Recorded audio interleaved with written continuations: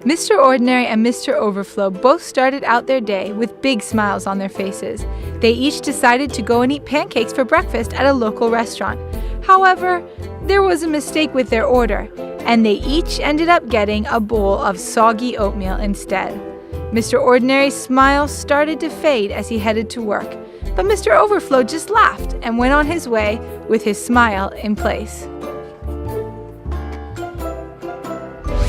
As Mr. Ordinary and Mr. Overflow each headed on his way, it started to rain. Mr. Ordinary's face showed he was angry as he ran through the rain. "This is a terrible day!" he said.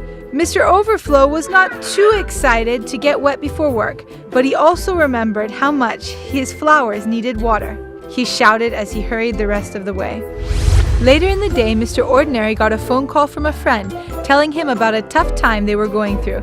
Mr. Ordinary didn't care. Too bad if someone else thinks they have it tough. His day was going bad enough.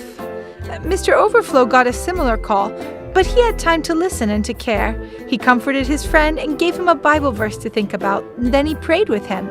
At the end of the conversation, Mr. Overflow realized that he felt much better himself.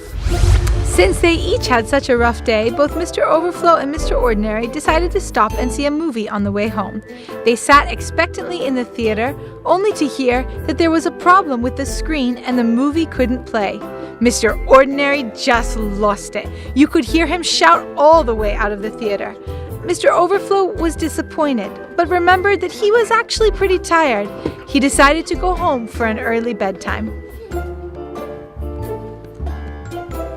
When Mr. Ordinary got home, he felt pretty miserable. Nothing had gone right that day, and he didn't feel good about how he reacted at all. He thought about praying, but just then the lights went off.